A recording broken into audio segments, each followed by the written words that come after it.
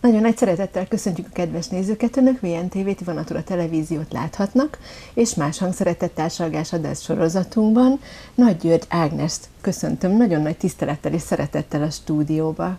Köszönöm szépen a lehetőséget.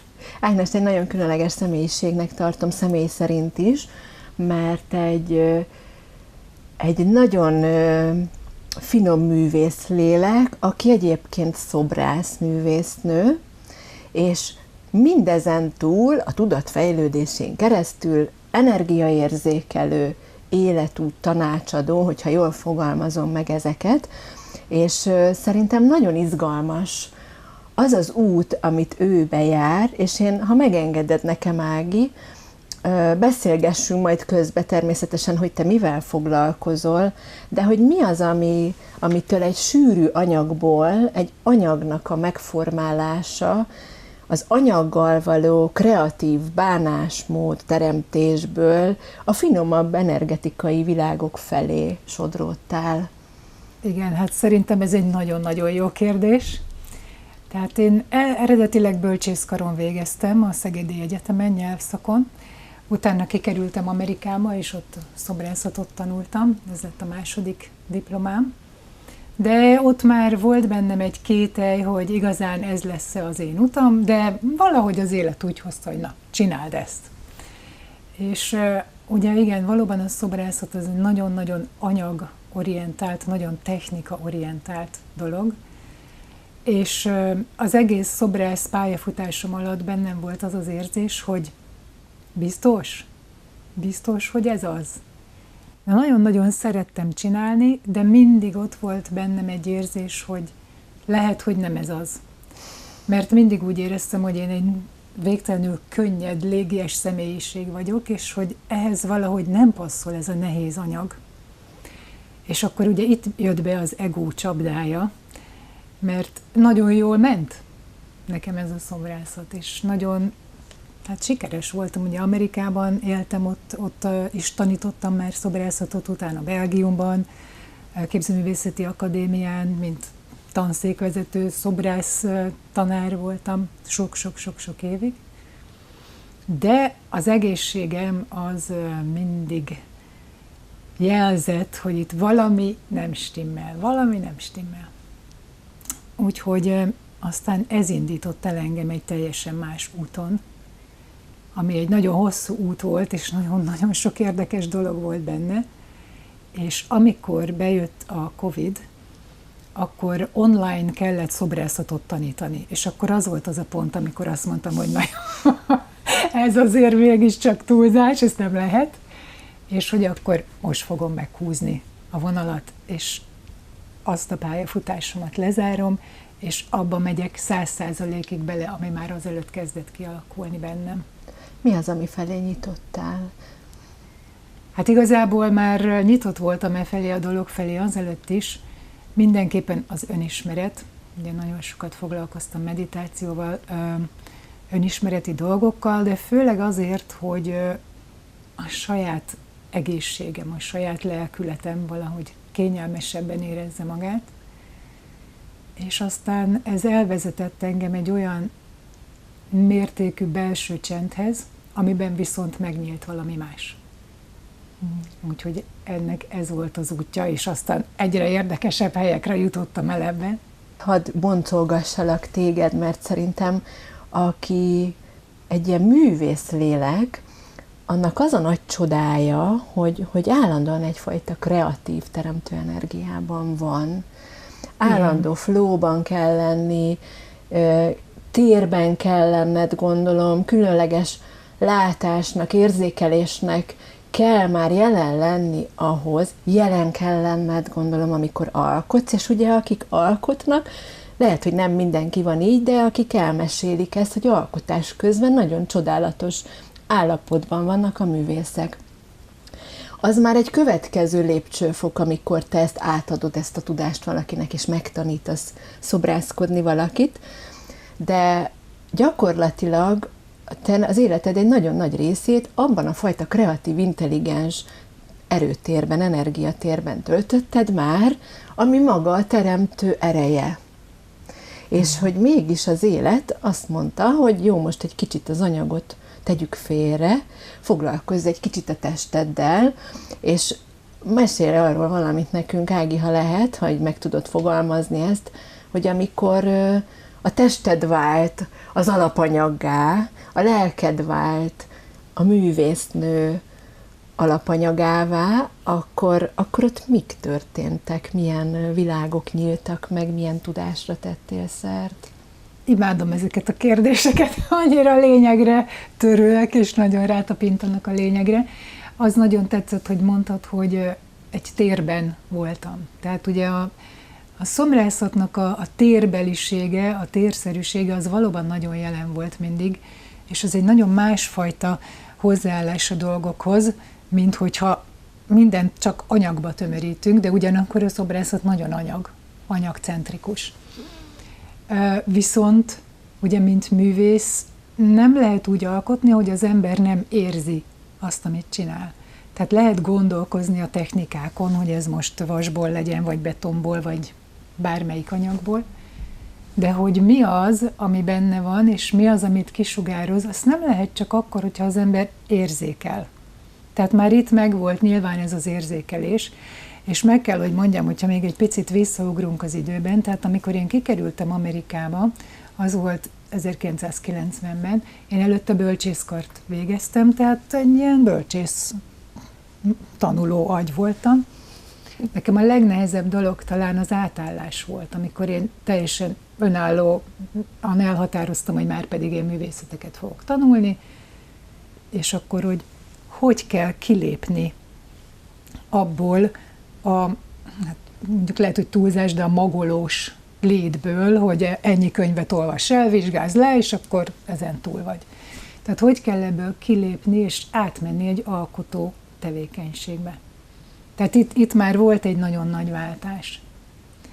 És ami viszont később, tehát a dolognak a technikája, az anyag nehézsége, meg aztán később, ahogy idősebbé váltam, a kosz, ami ezzel jár, az ugye egy idő után sok lett nekem. És akkor valahogy az anyag kiment, és megmaradt a térbeliség. És amikor már a térben vagyunk, ott már tisztán érzékelhető, hogy minden energia, és a testünk is energia. És így jutottam el oda fokozatosan, minden céltudatosság nélkül, ahol most vagyok. Kinyílt neked az érzékelés tere. Igen. És mi minden van egy ilyen térben? Tehát így azért feltételezem, hogy ugye ezt mi is érzékeljük, vagy tudatosan, vagy nem, vagy érzékenyebben, vagy kicsit zártabban, de mennyi minden van így egy ilyen térben? Igen. Hát ugye gyakorlatilag, hogyha követjük a kvantumfizika elméletét, a mai tudományos nézeteket, igaz, nem mindenki ért ezzel egyet, de azért nagyon sok kutató, Nobel-díjas tudós benne van ebben, akkor ugye világossá válik számunkra, hogy az, hogy valami anyag, vagy részecske, hullám, vagy részecske, az nem eldönthető. Tehát, hogy lehet ez is, vagy az is. Tehát a testünket éppen úgy tudjuk érzékelni, mint energia, és ez az energia nem áll le a határokon, hanem kimegy a térbe. Tehát minden, ami itt bent van, az itt kint is megtalálható, mondjuk az auránkban. És az emberek között is térben energetikai kapcsolódás történik, akkor is, hogyha nincsenek egy légtérben, vagy akár különböző országokban. És ahogy én ezt most tapasztalom, ez valóban ilyen csatornákon keresztül működik. Ezek számomra egy idő után grafikusan láthatóvá váltak, ezek a csatornák. Úgyhogy a térben rengeteg minden van, és az első dolog, ami ehhez nagyon fontos, hogy ezt az ember tudja érzékelni, az az, hogy megtanuljuk érzékelni, hogy nyitott energiarendszerben élünk, vagy zárt. Mert amíg zárt energiarendszerben élünk, addig az a benyomásunk, hogy anyagba zárt psziché vagyunk. Tehát, hogy itt ez a test, egy hústömb, hogy úgy mondjam, és benne vannak a problémák. Tehát anyagba zárt psziché. És az anyagról ugye az a benyomásunk, itt az asztal, vagy bármi, ami szilárd, hogy nehéz megváltoztatni. De amint ráhangolódunk arra, hogy ugyanezt érzékelhetjük úgy, mint energiát, és ez bárki tudja, 5 perc alatt meg lehet tanulni, akkor egy teljesen másik kategóriába kerül az, hogy hogyan gondolkozunk önmagunkról, a kapcsolatainkról és a valóságról. Tehát ez egy ilyen szemlélet, érzékelésbeli váltás tulajdonképpen, aminek meg kell történni. Elszakadtál egy kicsit a szobrászat Elszaladtam. Koszától. Mennyi szemét és kosz és zaj és zűrzavar van ebben a térben? Hát van. Van, viszont, hogyha így visszatérünk a szobrászat analógiájára, tehát ott egy komoly fizikai megerőltetés, munka kell ahhoz, hogy ott rend legyen, tehát hogy az anyagot ugye kitakarítsuk, hogyha most ezen a szinten beszélgetünk a dolgokról, viszont az energiák teljesen másképp működnek, mint az anyag. Tehát az energiákat könnyű bemozdítani. Csak ehhez az kell, hogy ez a gondolati, tudatszinti váltás meglegyen bennünk, hogy nem anyag, hanem energia. Az energiákat nagyon könnyű mozgásba hozni. Az anyag egyébként nem az energiának egy besűrűsödött De. formája, tehát az is egy energiafajta végül Igen. is, egy nehezebben kezelhető. Igen, egy nagyon sűrű energia. Nagyon sűrű. Igen. Na, és akkor ami miatt nagyon vártam a találkozást veled, hogy ugye elkezdted ezt felfedezni, ezt a teret, hogy itt mi van. És akkor itt mire jöttél rá, hogy te miket érzékelsz itt? Igen, hát ez van egy ilyen kis anekdóta, de igaz különben, hogy jöttem rá, hogy én ezt tudom. Tehát nagyon-nagyon, tehát én Belgiumban éltem, meg még most is valamennyire Belgiumban élek, 94 óta. Tehát nagyon-nagyon régóta ott van a férjem, gyerekeink, család, minden. És nagyon sokat közlekedtem Belgium és Budapest között repülővel. És egyszer ültem a repülőn, egy 4-5 éve lehetett, és ugye mindig nagyon lelkiismeretesen csináltam a csakra érzékeléseket, minden időt kihasználtam erre, és valaki más jutott eszembe, egy nagyon kedves barátnőm, és azt éreztem, hogy minden megváltozik belül. Tehát, hogy így az egész energiarendszerem így átrendeződött, de abban a másodpercben. És akkor így nagyon csodálkoztam, hogy mi ez. És ugye ez 1,5 óra ez a repülőút, és így végigvettem egy csomó embert, hogy na jó, akkor most ez, hogyha rágondolok, az milyen érzés nekem. És megint más lett, és mindegyik embernél más, és tudtam, hogy ez miről szól. És nyilván akkor még lehet azt mondani, hogy persze, hogy tudtad, mert ismertem az illetőket, de aztán már így áttértem olyanokra, akiket nem, aki mellettem ült. Vagy... Ezt akartam kérdezni, hogy az egész repülő. Igen, és mindig valami más jelent meg bennem. Átalakultál ő? Igen, ő lettem gyakorlatilag. És akkor úgy szoktam befejezni ezt az anekdotát, hogy a repülő leszállt, de én már nem szálltam le többet a földre, mert annyira el voltam képedve, hogy létezik ez. Tehát mindig tudtam, hogy nagyon érzékeny vagyok, de én nem tudtam, hogy ez ilyen lehetséges. Hát most, hogyha te mondjuk így rám koncentrálsz itt a beszélgetés közben, akkor lehet, hogy nem is magadat érzed, hanem engem. És amikor te megérzed azt, hogy valaki hogy van, ott hogyan tudod ezt értelmezni? Van-e ennek valami tudása, tudománya, mert azért, vagy csak elég maga ez az érzékelés? Ugye azért nehéz a kérdés, mert itt már eleve egy olyan fajta, nem tudom, hanyadik érzéken túli érzékelés van, ami nyilván információtartalommal is bír, de hogy tudod ezt fölfogni, érzékelni, hogyha mondjuk így mész, és tényleg valakinek átérzed a teljes energetikáját. Mit kezdesz ezzel?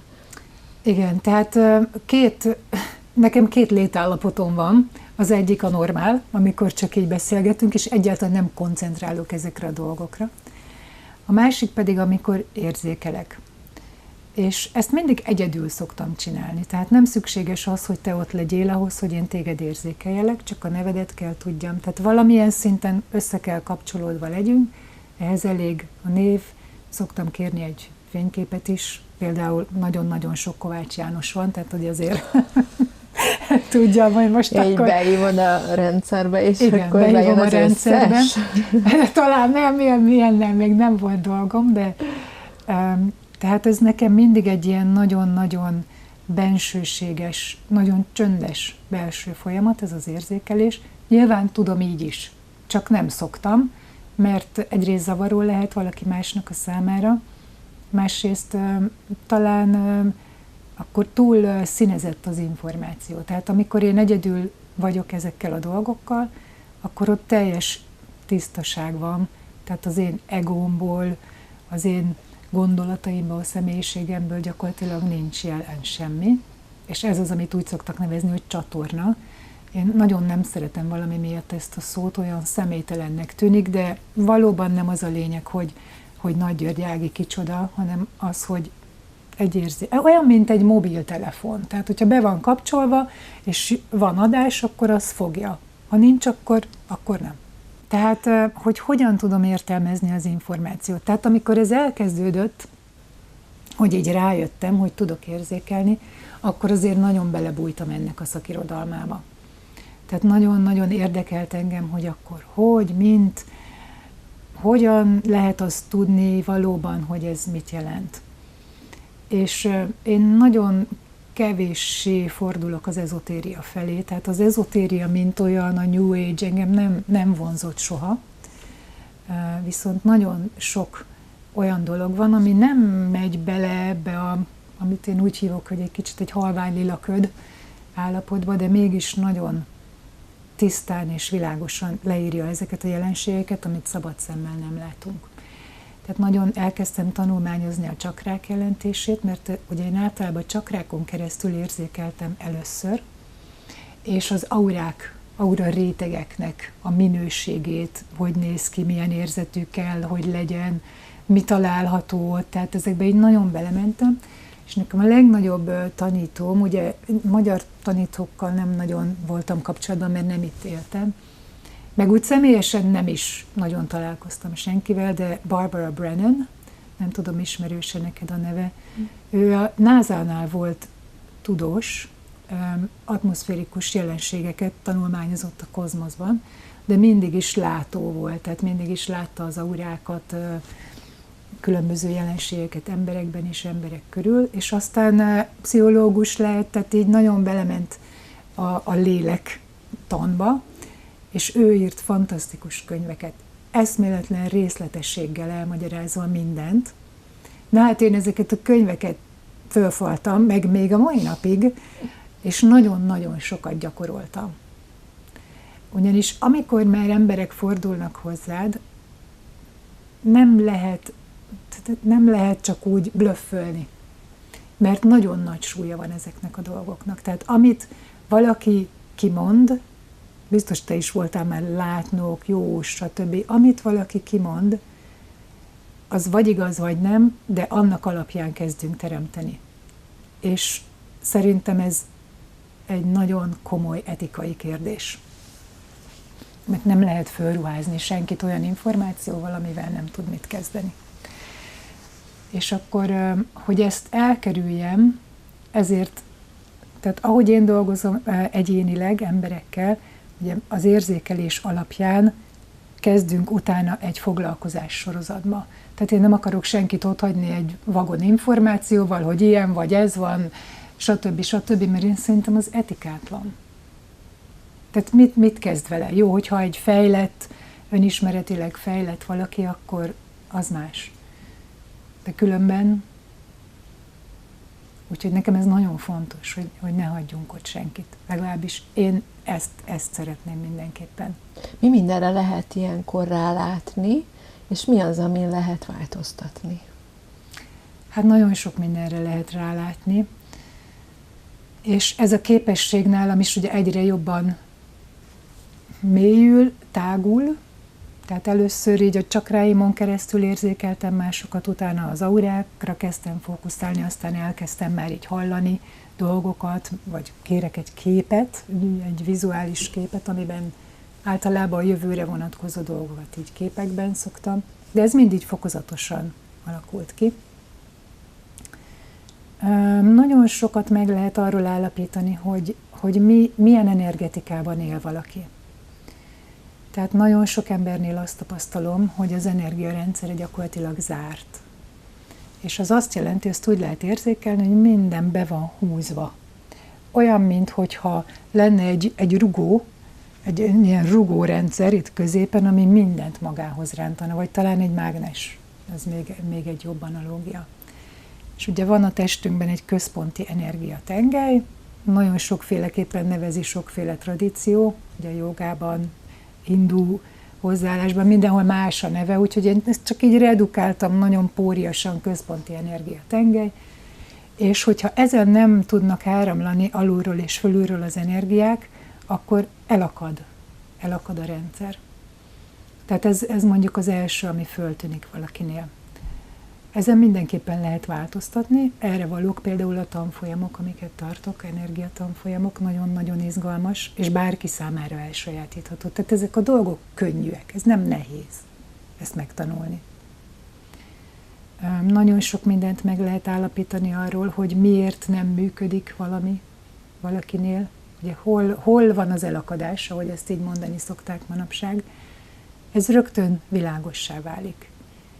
Vagy hogyha például valaki úgy érzi, hogy ő rajta mindig átmennek az életbe, ez aura kérdés. Tehát az attól függ, hogy mekkora az auránk, mekkora energiát tudunk kifelé áramoltatni, hogy megtartják-e a határainkat, vagy nem. És ezt a másik ember érzékeli. Tehát ugye az embereknek mindig az az elképzelésük, hogy nagyon meg kell magamat erősíteni, és a határaimat nagyon meghúzni, mert különben rossz dolgok jönnek be.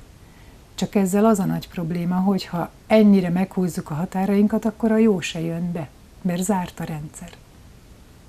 Tehát ugye itt ennek a művészete, az energiák művészete az az, hogy nyitott rendszer legyen, de nagyon erős aura határ, ami flexibilis. Tehát az olyan, mint egy ilyen, nem tudom, egy ilyen lepényhal, vagy minek mondják. Tehát ez flexibilis az aura határa. És ezeket megtanulni, érzékelni, fantasztikusan jó eredményeket lehet elérni. És nagyon-nagyon fontos, hogy számomra, hogy nagyon egyszerű legyen a dolog, ne tartozzon semmi ezoterikus iskolához, mert az már egy limitált valami. Akkor azt gondoljuk, hogy először akkor meg kell tanuljam ezt vagy azt. Szerintem nem így működik, és hogy használható legyen. Tehát, hogy a hétköznapi életben az neked hasznos legyen, amit ott megtanultál. És ha jól értettem, az előbb mondtad, hogy olyan tanfolyamod is van, ahol megtanítod ezt az érzékelést az embereknek, és akkor ők saját magukon fogják tudni ezt. Mert hogy eszembe jutott az a pillanat, hogy amikor te erre rájöttél, hogy hát én érzékelem, és nem is magamat érzékelem, hanem mindig akire gondolok, vagy akit szeretek, vagy akire figyelek, nem perget le előtted az életed, hogy úristen, és akkor eddig, ahogy éreztem magam, az lehet, hogy nem is én miattam volt, az lehet, hogy nem is az én problémáim voltak. Tehát azért itt az ember egy ilyen meghasonlulást is meg tud élni adott esetben, hogy és akkor eddig hogyan irányítottam, mi alapján vezettem az életemet, mi vezette az életemet. Lehet, hogy végig másokra voltál hangolódva adott esetben. Ilyen élményed? Abszolút. Abszolút. És amikor ugye kialakul az emberben ez, hogy rájön, hogy ahogy mondani szokták, ez nem az enyém. Igen. És hát tényleg rájöttem, tényleg nem. Ez nem az enyém. Na jó, de akkor mit csinálsz vele? Tehát valamilyen módon foglalkozni kell vele. Nem akarom azt mondani, hogy meg kell tőle szabadulni, mert igazából nem. Nyomot hagy benned? Nyomot hagy. És ezzel a nyommal meg kell tudni összebarátkozni, mert valami miatt beengedtük. Tehát valami létjogosultsága volt. Valami mágnes bevonzotta azért oda. Hát igen, vagy például vegyünk egy nagyon konkrét példát. Tehát, hogyha valaki viszonylag gyengén áll az életben, tehát könnyen borul, mondjuk nagyon érzékeny, akkor könnyen integrál önmagába egy olyan energiát, amiről úgy érzi, hogy az számára támogató. De az lehet, hogy nem csak támogató, hanem nagyon limitáló és nehéz. És emiatt viszont már nem tud a saját tempója szerint fejlődni az illető. Tehát itt nem az a lényeg, hogy azt onnan tegyük ki, szabaduljunk meg tőle, hanem az, hogy jöjjünk rá, hogy mi volt az, ami miatt úgy éreztük, hogy ezt nekünk mástól kell megkapni, mert nincs meg önmagunkban, és hogyan tudjuk megteremteni önmagunkban azt az erőt, amire szükségünk van ahhoz, hogy önmagunk útját járhassuk. Tehát itt nem arról van szó, hogy akkor ez milyen rossz, és ki kell dobni. Ami ott van, annak valami oka van.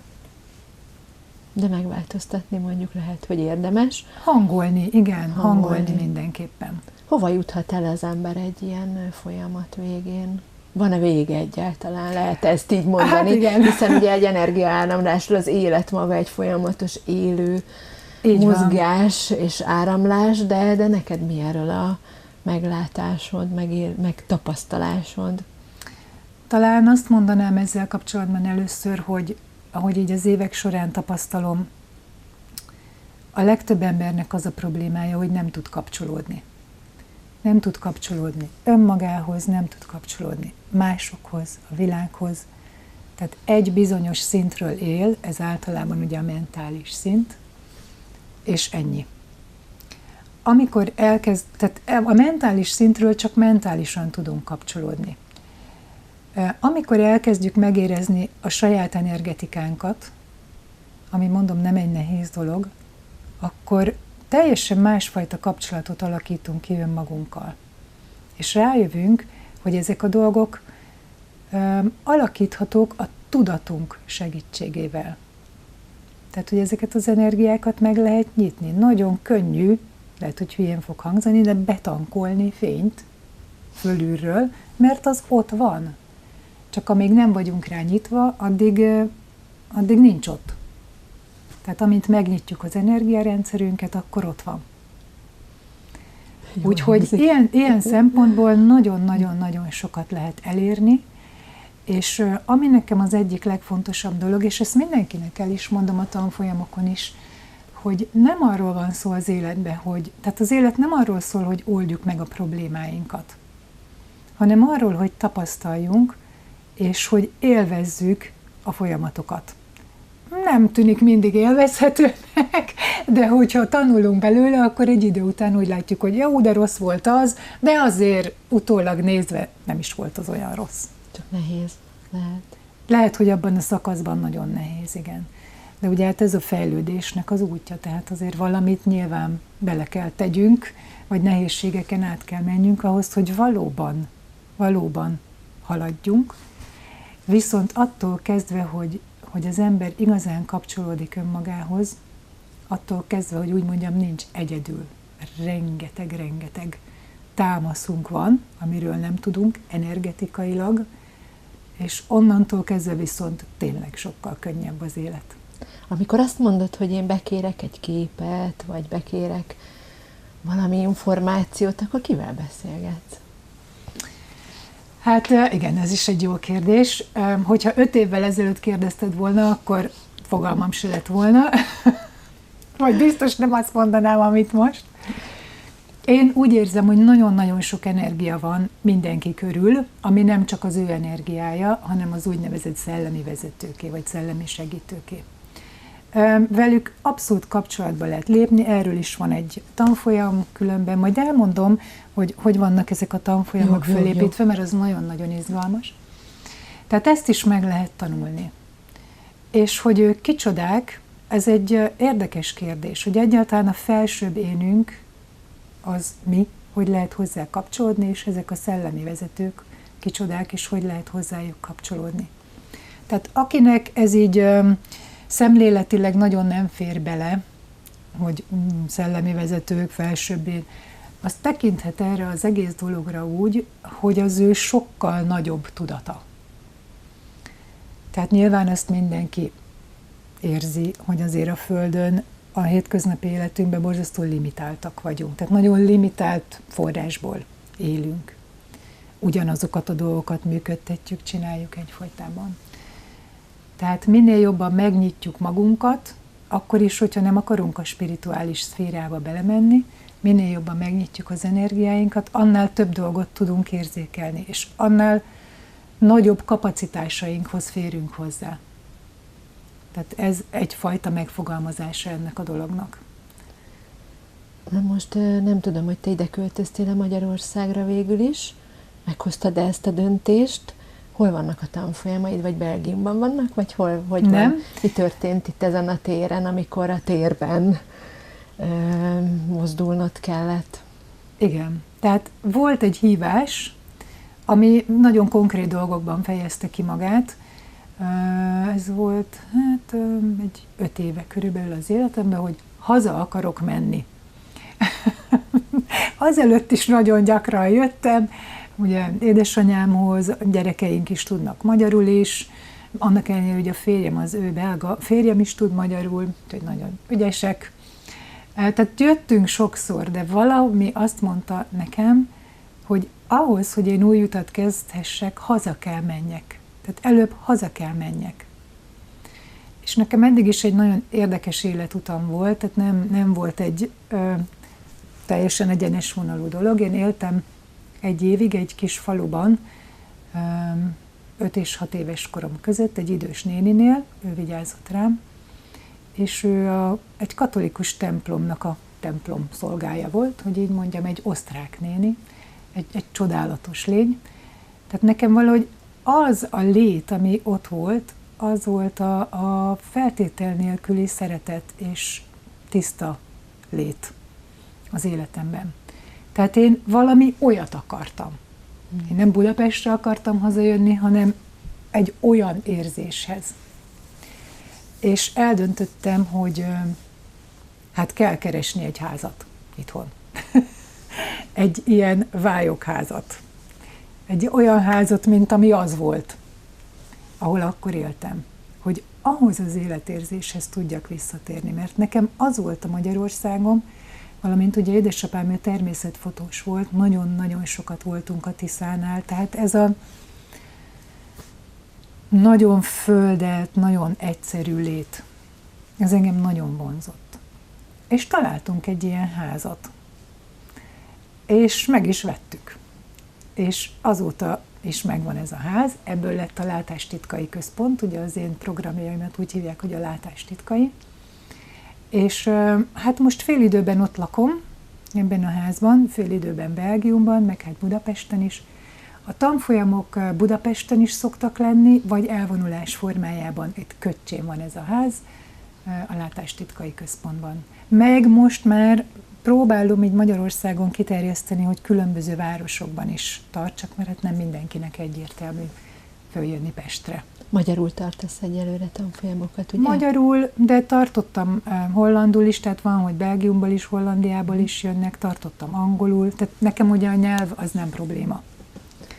És akkor milyen tanfolyamaid vannak? Még arról vezessél minket, avassál be, kérlek, hogy épül fel egy ilyen rendszer nálad, ami biztos, hogy megvan, hogy mi miért van úgy. Igen, tehát az évek során nyilván az ember nagyon sok mindent kipróbál, és próbálja felmérni és lemérni, hogy az másoknak mit ad.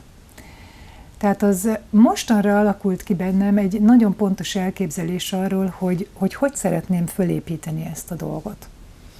Tehát az első tanfolyam az egy 2 napos tanfolyam, ami a testi és a gondolati energiákra fókuszál.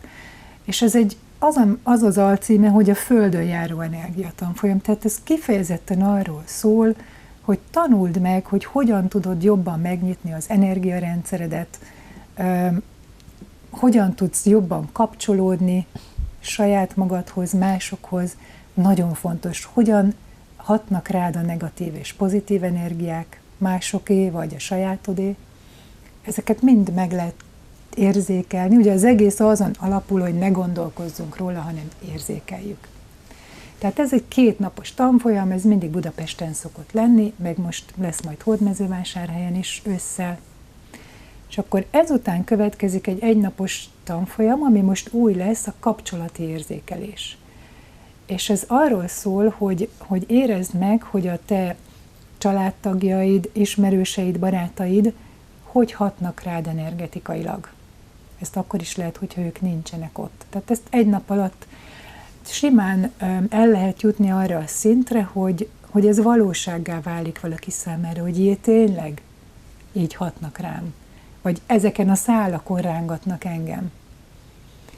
Utána következik a kapcsolódás a szellemi energiákhoz, ez ugye a felsőbb én, szellemi vezetőkhöz való kapcsolódás, tehát ez így nagyon fokozatosan van fölépítve, nem lehet csak abba beleugrani fejest, aki még sose csinált ilyen dolgokat.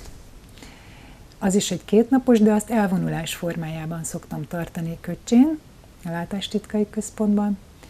Akkor nagyon-nagyon fontosnak tartom a csakrákat, csakrák és aurák, ez egy 8 hetes online tanfolyam, és aki mindezt végigcsinálta, vagy mindez a tudása megvan, most fogok áprilistól indítani először egy képzést a tisztán érzékelésről. Tehát, hogy lehet tényleg megtanulni érzékelni másokat is, kapcsolati rendszereket. Térjünk vissza oda, hogy miben nyilvánul meg most ez a kreatív energia, amit elhagytál, vagy elhagytad, de teljesen? Szerintem a kreativitás az egy borzasztó izgalmas terület, és akinél ez nyitva van, az nem fogja ezt elhagyni. Ugyanis nincs vissza út, tehát nem tudsz visszamenni egy nagyon struktúrált életvitelbe vagy rendszerbe. Szerintem most ugye, hogy jönnek hozzám ezek az információk, hogy alakítom ki ezeket a tanfolyamokat, ez is egy nagyon kreatív, intuitív dolog. Valamint a Köcsei ház, tehát most már az lett a szobor, ugye, mivel agyagból van. Tessék. Most szobor. már azt szobrászozom, igen. Igaz, hogy egyedül ez nem menne, de nagyon csodálatos segítőim vannak ott a faluban. Meg hát hatalmas a kert, 6000 négyzetméter a kert. Mondjuk ennek egy része szerencsére erdő. Tehát, hogy ott hogy kialakítani, meg maga az egész élet. Tehát én mindent magam mögött hagytam, ami engem bármilyen szempontból beállított egy szokványos sávra. Hogyan hatott vissza ez az egész önmagad határainak felszakítása a testi egészségedre? Hát maximálisan pozitívan. Hogy látod az embereket, akik amilyen állapotban elmennek hozzád, gondolom túl vagy már néhány tanfolyamon? Persze. Hogy élik meg ők? Tehát gondolom, ez azért szép, amiket mondasz, mert le is tudod ellenőrizni őket, gondolom. Igen. Tehát itt nincsen csalás, nincs ámítás, hogy azt mondom, hogy én jól vagyok, köszi szépen, és előad, belebújik egy újabb személyiségbe, egy újabb identitást alakít ki, amelyik már tisztán lát, tisztán érzékel, stb., hanem te ezt gondolom akkor gondosan le is tudod ellenőrizni, hogyan éli meg ezeket a programokat, ezeket a nyitásokat az, aki azért nem ennyire professzionálisan, direktbe kapta meg ezt a képességet és tudást, hanem így tanult módon. Nekem az a nagyon-nagyon megdöbbentő ezeken a tanfolyamokon, hogy ezt mindenki tudja. És tudom, hogy ez még nem egészen válasz a kérdésedre, de hogyha belegondolsz, hogy lehet, hogy ezt mindenki tudja. És ez azért lehetséges szerintem, mert alapvetően szellemi lények vagyunk. Tehát alapvetően energia lények vagyunk, szellemi lények vagyunk. Tehát gyakorlatilag ez egy visszatérés az alapformánkhoz. Hogy annyira beleszorultunk az anyagba, az anyagi létbe, az anyagias létbe, hogy azt hiszük, tehát redukáltuk magunkat, nagyon-nagyon redukáltuk magunkat. És amikor így elkezdjük érzékelni a teret magunk körül, ezek borzasztó egyszerű dolgok, akkor mindenki azt érzi, hogy sokkal nagyobb lesz. És már ez az egy érzés, hogy nem ez vagyok, hanem ha ekkora vagyok, még az is én vagyok, és még ez is az én energiám, és nekem az szabad kitölteni azt a teret. Tehát ez egy nagyon-nagyon jó dolog. Csak ugye mindennek ez a rákfenéje, hogy az energia nagyon kötött szokásokhoz. Tehát minden, amit csinálunk, az kialakít maga körül egy energiamezőt, egy energiateret. És mindig azt fogjuk csinálni, amelyiknek az energia vonzása a legnagyobb. Tehát visszamegyünk abba, amit megszoktunk. Tehát nem nehéz megtanulni, mindenki tudja, de utána bele kell állni. Mert ha nem, akkor csak megmarad, mint egy nagyon szép, hihetetlenül szép megtapasztalás, emlék, de nem tudod hétköznapi valósággá kovácsolni, pedig akkor van igazán értelme. Olyan szép ez az élet, amit így... Tehát az élet maga, meg az energia, meg a lehetőségeink egy teljesen más megvilágításba, egy beszűkült, irányított kis lényecskéből egy végtelen felé nyíló, mint ahogy a fa meg a virágok nőnek a fény felé folyamatosan, korlátlanul, határtalanul, és most itt szeretnék utolsó kérdésként visszatérni abba a csendbe, amit te megtapasztaltál, abba a mély csendbe. Ez hol jelenik meg, vagy megjelenik-e adott esetben a tanfolyamaidban is? Mindenképpen. Tehát szerintem ez az alap, hogy egy kicsit tudjunk csendbe lenni, és elfogadni azt, ami oda bent érzékelhető, akármi is az. Onnan látod csak meg. Igen, tehát amíg zakatolnak a dolgok a fejünkbe, amíg úgy érezzük, hogy ez kell legyek, az kell legyek, ilyennek kell legyek, olyannak kell legyek, ezt várják el tőlem, addig nem tudsz lépni, nem tudsz nyitni. Fel lehet téged még bosszantani? Most valaki föl... Nagyon, hát nehéz. Nyilván bennem is van indulat, teljesen természetes, emberből vagyunk. Igen. De sokszor az azért rögtön beugrik az, hogy nincs értelme. Nincs értelme. Mert csak energia. Ági, nagyon szépen köszönöm, hogy eljöttél. Minden információt köszönöm. Meg fogunk adni a kedves nézőknek, ha valakit közelebbről is érdekel, és saját maga önismereti útján, vagy az ő jobb létérzése érdekében szeretne tenni valamit, akkor fordulhat hozzád bizalommal. Így van. És hát én nagyon-nagyon örülök. Nagyon fontos résznek gondolom azt, hogy az emberek, mert nagyon sokan foglalkoznak már ilyen témákkal. Te is igen. Látod ezt.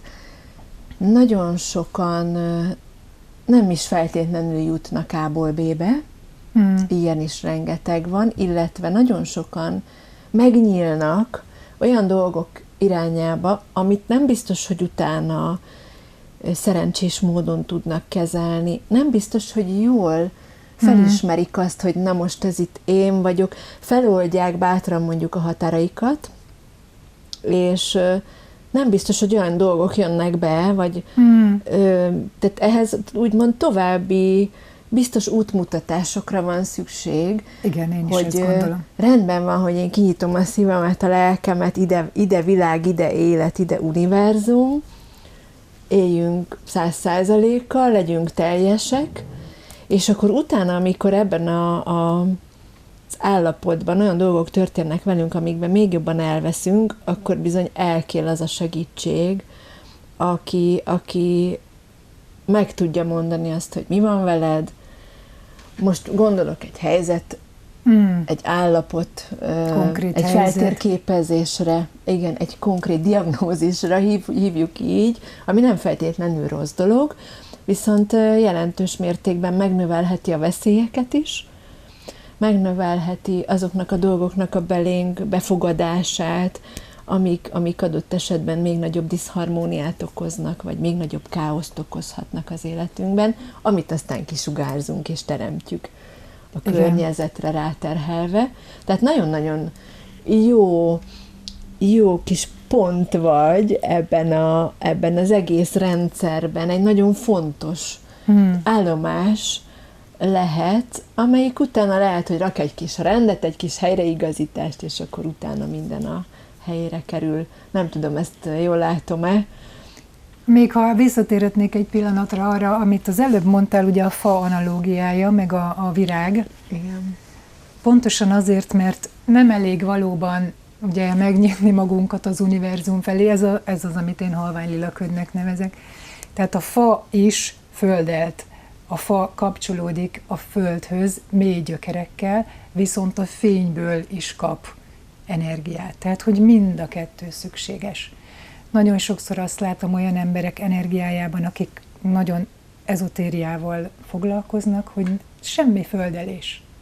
Tehát így röpködnek így a világba. Tehát nagyon fontos, hogy minden szinten kell tudni ezt működtetni. És akkor ott a stabilitás, de ott a nyitottság is. Hát hadd röpködjenek, ha boldogok ettől. Na csak azért vigyázzanak. Van egy ilyen tanítás is, hogyha boldog vagy, és jól érzed magad, akkor hagyjad békén magadat, és akkor élvezd, amit Nyilván. Én abszolút ellene vagyok de annak, hogy állandóan ássunk azért. Igen. Ágikám, nagyon szépen köszönöm, nagyon örülök, hogy megismertelek, én is köszönöm. És további nagyon jó programokat, tanfolyamokat kívánok neked, és nagyon örülünk, hogy hazajöttél, és ezt itt ilyen mélységekben, professzionálisan osztod meg ezt a tudást és képességeket. Köszönöm. Én is köszönöm. Nagyon szépen köszönjük Önöknek is, kedves nézőink, a megtisztelő figyelmüket. Önök a VNTV-t látták. Korábbi adásainkat a www.vntv.hu, valamint a YouTube megosztott csatornánkon láthatják. Viszontlátásra! Thank you.